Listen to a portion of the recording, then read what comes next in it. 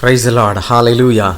அன்புக்குரியவர்களே, ஆண்டவராகிய இயேசுவின் நாமத்திலே உங்களை வாழ்த்துகிறேன், வரவேற்கிறேன். இந்த நன்றி பலி நிகழ்ச்சிகளில் நாம் சேர்ந்து கர்த்தருக்கு நன்றி செலுத்தும்படியாகவும், அது மாத்திரமல்ல, ஒரு வசனத்தை தியானித்து அவர் நமக்காக செய்த நன்மைகள், அது மாத்திரமல்ல, நம்முடைய வாழ்விலே அவர் வைத்திருக்கிற திட்டங்கள் என்ன என்பதை குறித்து தொடர்ச்சியாக நாம் தியானித்து வருகிறோம். ஆண்டவர் அதை நமக்கு ஆசீர்வதித்து வருகிறார். ஆண்டவருக்கு மகிமை உண்டாகட்டும்.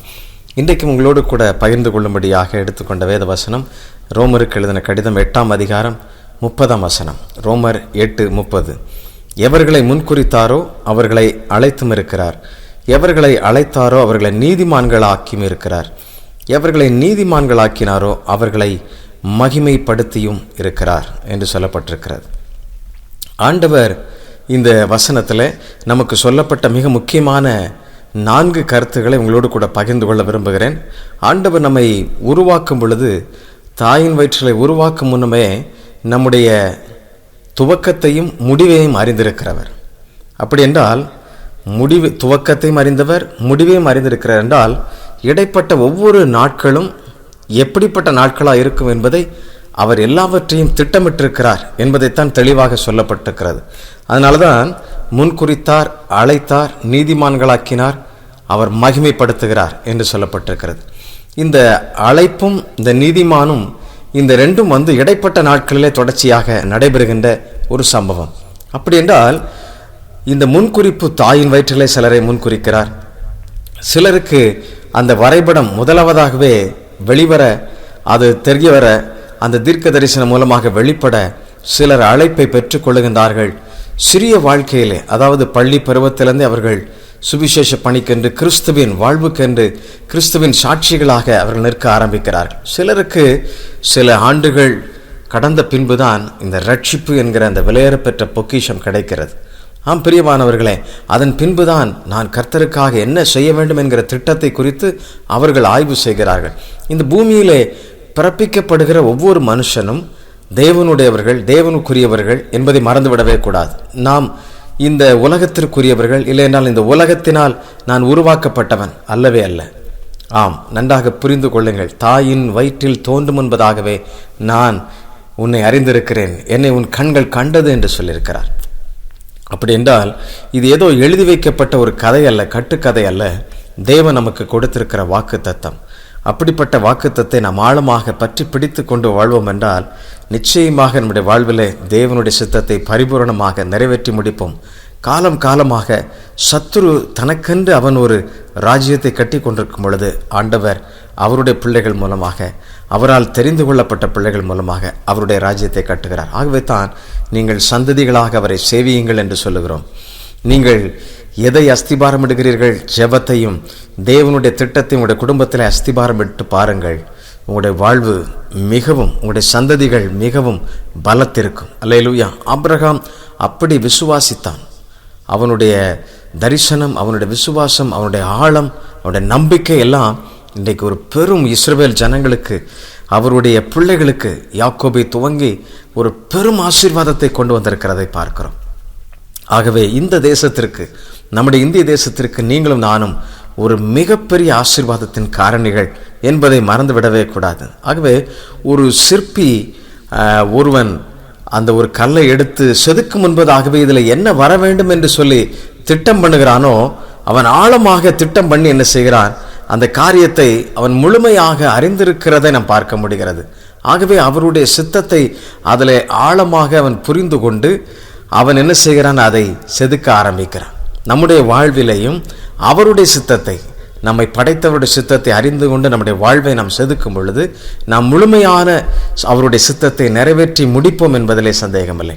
ஒரு சாதாரண ஒரு சிற்பி ஒரு சிற்பத்தை வடிவமைக்கும் பொழுது அவன் முழு வரைபடத்தை, இல்லைன்றால் ஒரு கட்டிடக்கலை இன்ஜினியர் அந்த கட்டிடம் எப்படி வர வேண்டும் என்பதை முதலாவதாக ஒரு பிளான் போட்டு ரொம்ப அழகாக திட்டமிட்டு அதை ஒவ்வொரு செங்கலாக வடிவமைக்க ஆரம்பிக்கின்றார்கள். அதன் பின்பாக ஒரு அழகிய கட்டிடமாக மாறுகிறது. எனக்கு அன்பானவர்களே, ஆகவே முன் குறித்தவர் அந்த அழைத்த அழைப்பில் தொடர்ச்சியாக அவர்களை உருவாக்கி நீதிமான்களாக, இந்த பூமியின் பூமிக்கு ஆசீர்வாதமாக, பூமிக்குரியவைகளிலே நீங்கள் நீதிகளை செய்கிறவர்களாக, கர்த்தரின் நீதியை செய்கிறவர்களாக, தேவனுடைய சித்தத்தை செய்கிறவர்களாக நம்மை அவர் உருவாக்கி இருக்கிறார். அல்லேலூயா. ஆண்டவருக்கு நன்றி செலுத்துங்கள். நம்முடைய வாழ்நாளில் சீக்கிரத்தில் ரட்சிக்கப்பட்டு கர்த்தருடைய வேலையை தொடர்ச்சியாக செய்ய ஆரம்பிச்சோன்னா ரொம்ப சந்தோஷமாக இருக்கும்.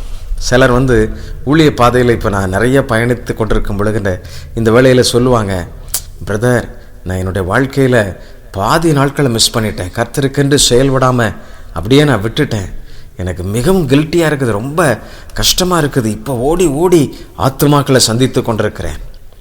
ஆத்துமாக்களுக்காக நாம் பல்வேறு விதமான பயணங்கள், பல்வேறு விதமான பணிகள் செய்து கொண்டிருக்கிறோம். எல்லாம் அவருடைய திட்டத்திற்காக, அவர் நம்மை கொண்டு சந்திக்கவிருக்கின்ற ஆத்துமாக்களுக்காக என்பதை மறந்து விடாதீர்கள். அல்லேலூயா.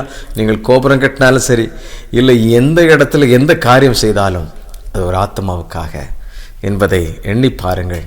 ஆகவே தான் அந்த அழைத்து நீதிமான்கள் ஆக்கினவர்களை அவர் மகிமைப்படுத்தி இருக்கிறார். எப்பொழுது மகிமைப்படுத்துகிறார்? இந்த பூமியில மேன்மை எல்லாவற்றையும் ஆண்டவர் கொடுக்கிறார். அதோடு பரலோகத்தில் அந்த மகிமையான வாசஸ்தலத்தில் அவரோடு கூட எப்பொழுதும். இப்போ எப்படி அவரை நாம் காணாமல் விசுவாசித்து அவருடைய சித்தத்தை இந்த பூமியிலே நிறைவேற்றி கொண்டிருக்கிறோம். நம்முடைய சித்தம் செய்யப்படுவதாக என்று சொல்லி அதை நிறைவேற்றுகிறோம். அப்பொழுது எப்பொழுது? மகிமை அடைந்த பொழுது அவரோடு கூட நேரடியாக முகமுகமாக அந்த ஆராதனையிலே அவரோடு கூட இருப்போம். அல்லேலூயா. இரவும் பகலும் ஆராதிக்கின்ற அந்த மகிமையான அந்த ஆமென் சேனைகளின் கர்த்தர் பரிசுத்தர் என்று சொல்லி அந்த ஆராதிக்கும் அந்த ஆராதனையிலே நாம் அவரோடு கூட இணைந்திருப்போம். எனக்கு அன்பானவர்களே, அவர் மகிமைப்படுத்துவார். அவருடைய சித்தத்தை செய்தவர்களை அவர் கனம் பண்ணுவார். பிதாவினால் ஆசீர்வதிக்கப்பட்டவர்கள் என்று சொல்லுவார். அது மாத்திரமல்ல, அங்கே எல்லாவற்றையும் நாம் பார்க்கும் பொழுது ஆச்சரியமாக இருக்கும். இந்த உலகத்திலே நாம் சபையில் ஆராதனையில் நல்லா ஆராதிக்கும் பொழுது, அவருடைய பிரசன்னத்தை உணரும் பொழுது எவ்வளோ மகிழ்ச்சி இருக்கிறது, எவ்வளோ பிரசன்னத்தை உணர்ந்து எவ்வளோ சந்தோஷப்படுறோம். அப்போ அவர் மகிமைப்படுத்துகிற அந்த நித்திய உலகத்தில் எவ்வளோ பெரிய ஆசீர்வாதம் இருக்கும், அதை எண்ணி பாருங்கள். ஆகவே நீங்கள் செதுக்கப்படுகிற நாளை குறித்து ஒருபோதும் கவலைப்படாதிருங்கள். ஆண்டவருடைய திட்டத்தை பரிபூர்ணமாக பெற்றுக்கொள்ளுங்கள்.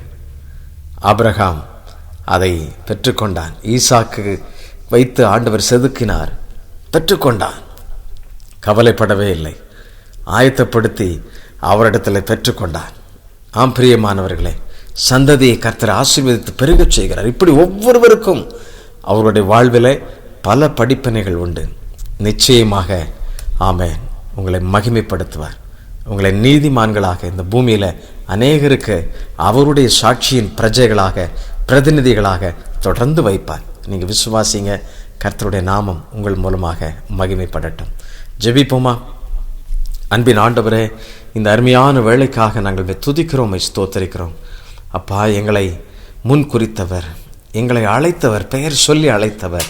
அது மாத்திரமல்ல அப்பா, எங்களை நீதிமான்களாக்கி பரிசுத்தப்படுத்தி இந்த உலகத்திலே பயன்படுத்தி ஆண்டவரே உம்மோடு கூட அந்த மகிமையிலே அப்பா உம்முடைய சமூகத்திலே நாங்கள் உட்காரவும் செய்கிறீரே, அதற்காக ஸ்தோத்திரம். எங்களை தகுதிப்படுத்தும். எங்களை சிதைக்க நினைக்கிற, உம்முடைய சித்தத்தை செய்ய விடாமல் தடுக்க நினைக்கிற போராட்டங்கள், தோல்விகள், ஆண்டவரே ஏராளமான எரிச்சல்கள், ஏமாற்றங்கள், இவைகளெல்லாம் ஒரு நாளும் ஆண்டவரே உம்முடைய சித்தத்தை விட்டு வழுகி விடாதபடி நீர் காத்துக்கொள்ள உதவி செய்வீராக. எங்களுக்கு பலன் தருவீராக. நீரே பலப்படுத்தும். எங்களுக்காக பிதாவின் சித்தத்தை செய்யும்படியாக இந்த பூலோகிற்கு வந்து சிலுவையிலே வெற்றி சிறந்தீரேப்பா. அதை போல நாங்களும் உண்மையாய் அப்படி நிற்க எங்களுக்கு உதவி செய்யும். எங்களை தகுதிப்படுத்தும், எங்களை பலப்படுத்தும், நீரே வழி நடத்தும். ஒவ்வொரு பிள்ளைகளையும் அப்படி காத்து கொண்டு அவர்களுடைய சித்தத்தை செய்து ஆண்டவரே நீதிமான்களாகவும், அது மாத்திரமல்ல அந்த அழைப்பிலே உறுதியாய் நின்று உம்முடைய மகிமை அவர்கள் காணத்தக்கதாகவும் அவர்களை நீர் பலப்படுத்தும். இயேசு கிறிஸ்துவின் நாமத்திலே தாழ்மையோடு கேட்கிறோம் அன்பின் பிதாவே. ஆமென், ஆமென். Thank you. God bless you. God bless you.